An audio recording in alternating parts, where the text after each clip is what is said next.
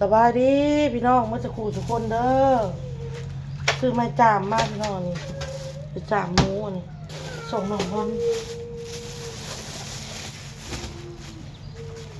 เห็นแล้วออโต้พี่น้องผมเห็นแล้วเจ้าเห็นแล้วเจ้าเห็นแล้วลูกร้านที่เจ้า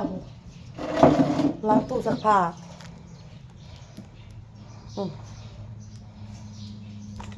ล้างตู้ซักผ้าเห็นมั้ยความประโยชน์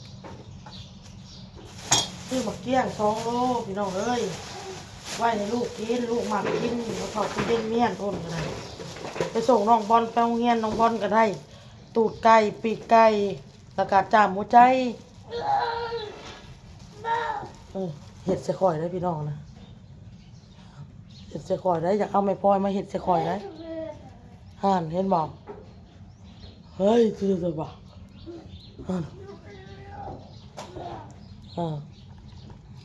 เห็นคนจับไม้พลอยมากินคนอยากเอาไม้พลอยตีเพิ่นฟาดเพิ่นไปส่งน้องบอลแล้วก็เลยไปตลาดเลยข่อยกันนะพี่น้องอยากเก่งกับข่อยนะ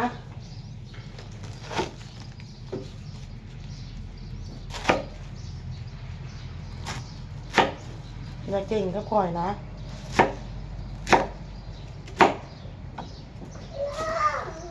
ที่ล่างพักนี่นะพี่น้องเลยเห็ดแก้ว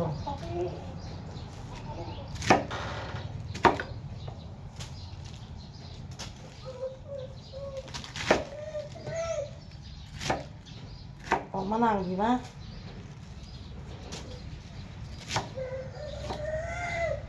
ที่ทอดไข่เนี่ยป้อนกระโตทอดไข่ป้อนน้ำตื่มข่างเลยพี่น้องเหมือนเนื้อเอาแต่สีเห็ดพี่น้อง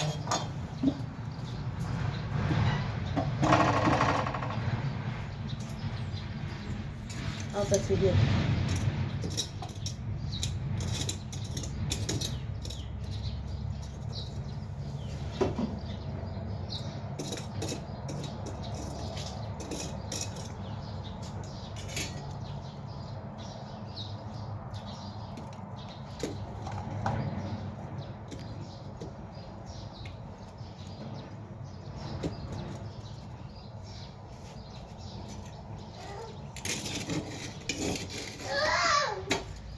หายก่อน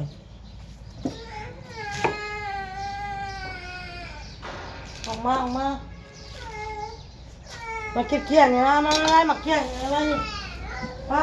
มาเกี้ยงมันละลายเลยนะโอ้ยเด็ดบาปเลยมันมือบาปมือบาปเด็ดมือบาปจะถึงยังไง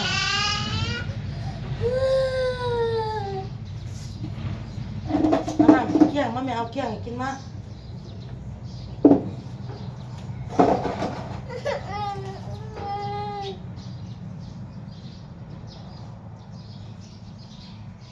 คิดเกี้ยงนี่มีหนักเหมือนกันมาเอาเงินมือ9,000ถึงเอาไปล่างเขา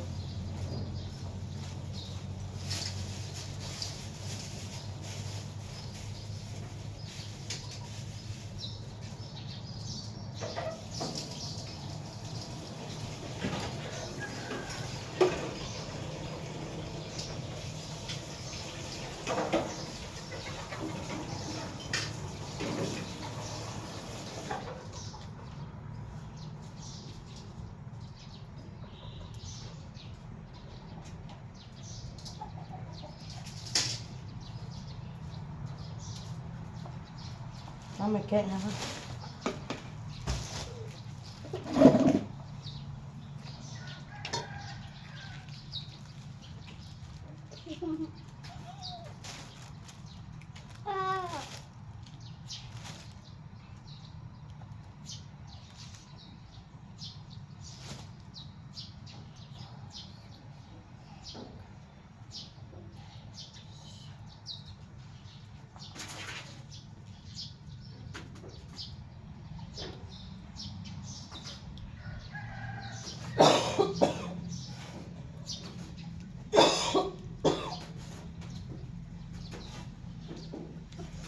อย่าจุ่มหมักหายมาแอบคนร้าย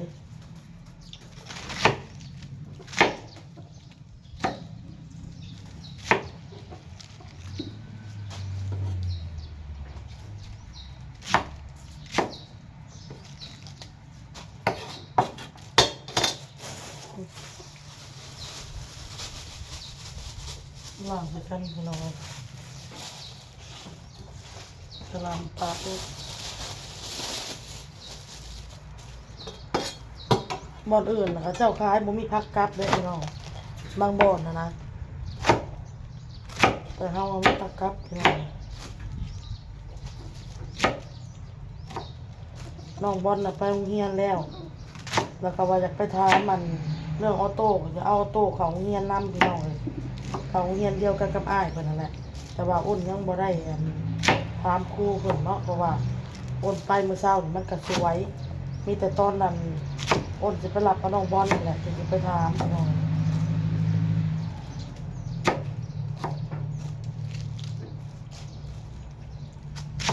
โอ้เพิ่นสิหับหรือบ่เนาะน่าจะหับนั่นแหละพี่น้อง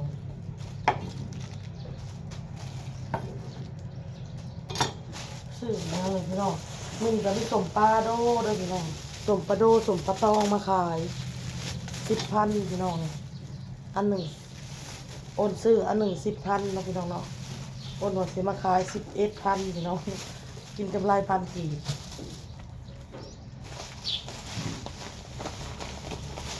ซื้อแก้วนี่ล่ะ2 ถุงซื้อเพชรมาเห็ดแก้วคิงเพราะว่าแก้วคิงเอากับมดซื้อกระเทียมมะนาวพี่น้องนี่แหละถ้าว่าพื้นคล้ายเครื่องแต่คล้ายกินกำไรเล็กๆน้อยๆมันสิได้อีหยังพี่น้องแล้วก็ต้องไล่มันผิดประเด็กไปนัวเฮาอันนี้มักข้าวหน่วยหนึ่ง10,000กีบพี่น้องเลยคิดยากซื้อมากิน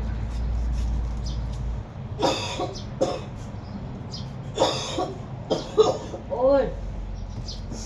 อ้นกับบสบายน้ำไอเนี่ยพี่น้องคันอากาศสังเกตของโลดพี่น้องอ้นนะ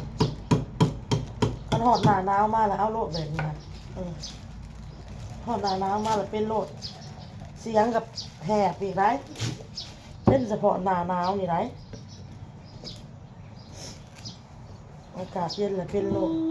ไม่แต่บุฮะแต่ประตูจริง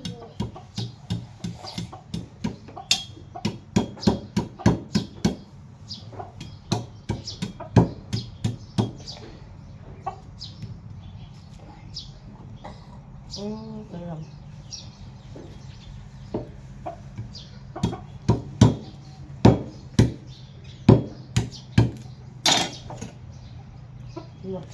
มะพร้าวเผาหน่วย10,000พี่น้องเลยมันแม่นมะพร้าวเผา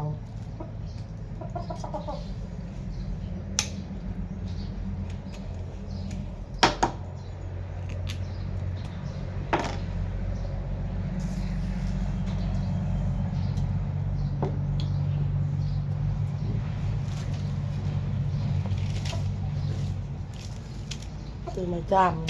เขาก็ซื้อเลยพี่น้อง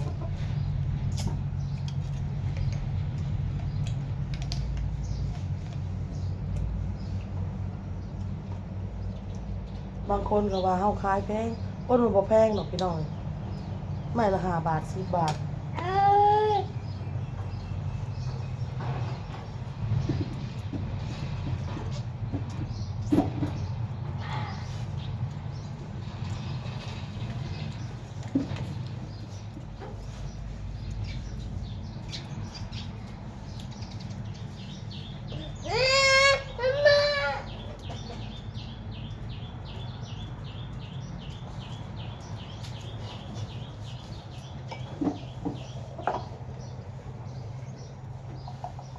มันน่ะ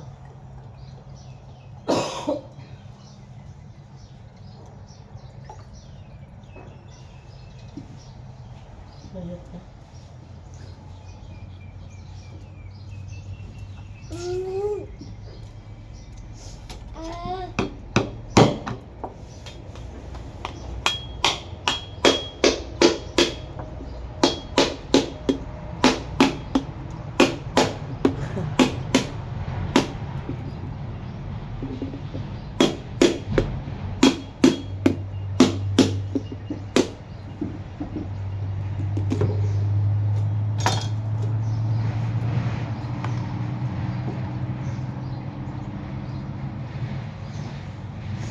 เปล่าเปล่าอืม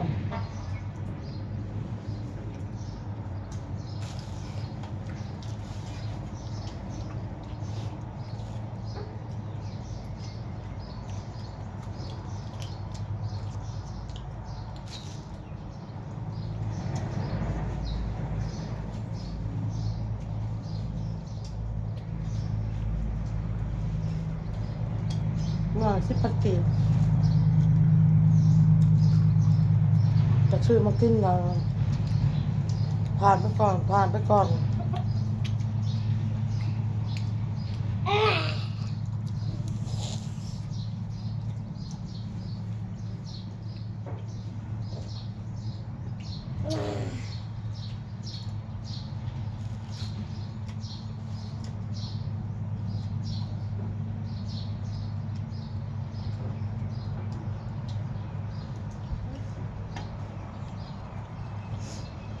เห็ดเวียกเมื่อยก็ต้องให้รางวัลเจ้าของเนาะพี่น้องเนาะ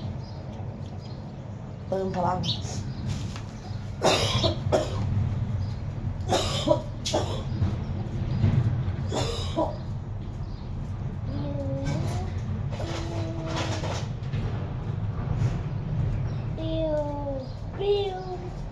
ล่างพักแล้วเรียบร้อยก็สิเห็ดแจวต้อพี่น้องคนกัน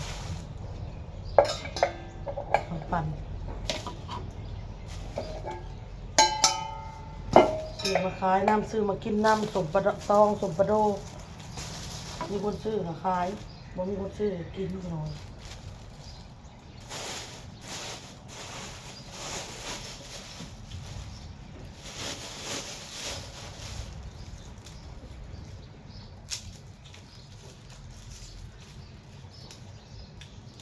ข้าวเศร้าจะสิกินหยัง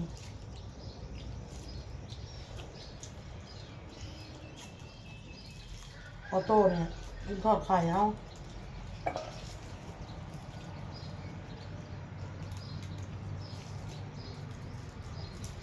คนกินปิ้งกินจานมากันแล้วพี่น้องเลยมื้อนี้นะไปเฮ็ดกับข้าวเด้อพี่น้อง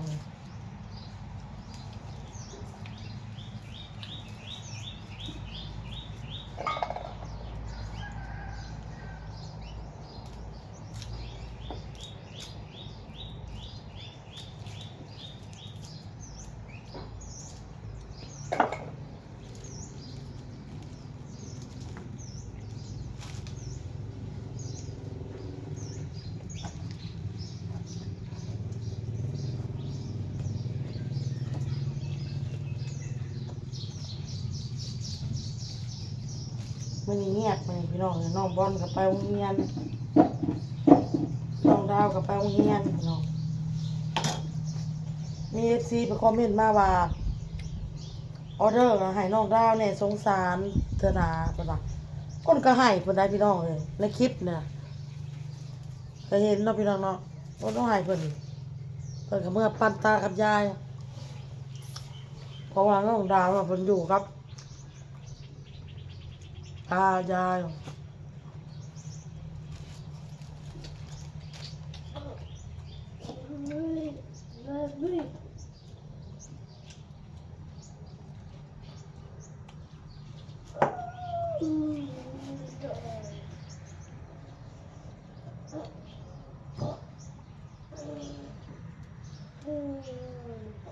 ู่แกอยู่กับตากับยายมื้อนี้เพิ่นไปโรงเรียนเพิ่นบ่ได้มา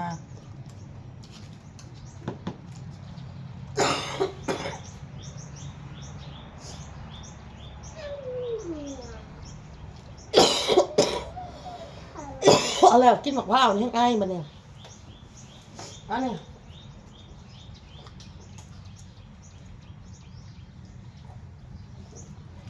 แม่จีดแล้วหมักกินในพี่น้องกินทอดแม่มันอยู่น้ำอ้นพากินยังก็ได้กินนี่นะโทรหาเพิ่นก็ไม่เจ้าบ่อยากมาหาเฮาบ่เจ้าบ่กินฮอดเฮาบ่เพิ่นว่าอยากไปอยู่อยากไปหาอยู่เพิ่นว่า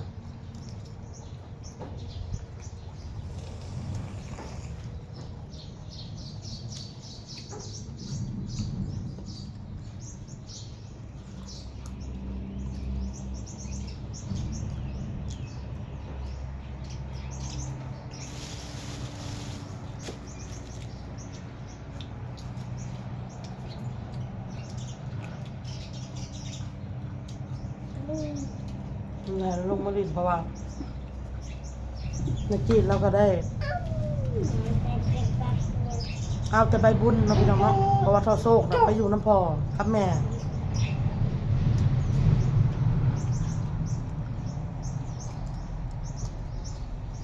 ชอบ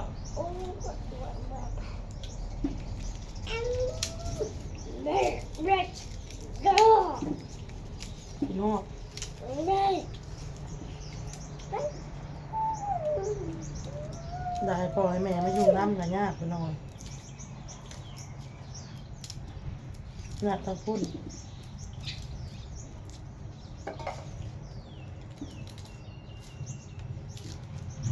เดี๋ยวได้เงินมาทีนะให้เป็นมาเล่นน้ำพี่น้องเลยเงินคารถคารางเป็นลงมาเนาะได้เงินก่อน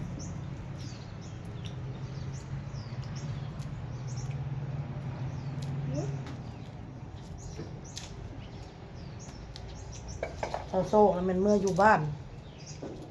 บ้านเมียบอกตะทำเต่าโซกนะเมื่อนั้นมันตะทำเนี่ยตะทำกับเมื่อมากลมันโทรถามมันข่าวกันยากมันบ่มีสัญญาณพี่น้องเลย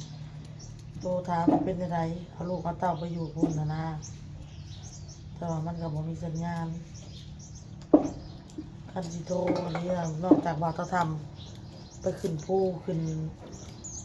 ไปอยู่บ่อนจุดที่มันมีสัญญาณถึงโทรมาได้เมื่อกี้เราก็เอาแต่ใบบุญอยู่อยู่น้ำลาวเราก็เบาพี่น้องเลยเราก็บ่เหนื่อยปานใด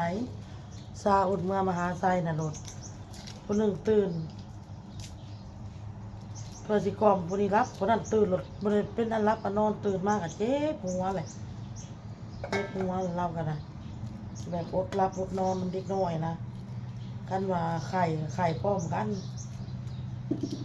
เราสบายได้เราอ่ะ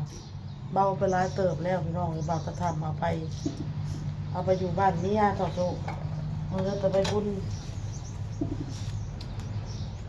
เอาไปแหละพี่น้องไอ้คลิปนี้ก็ได้พ่อไอ้คลิปหนาเด้อพี่น้องเราบ่มีหยังบอกคลิปนี้ก็ได้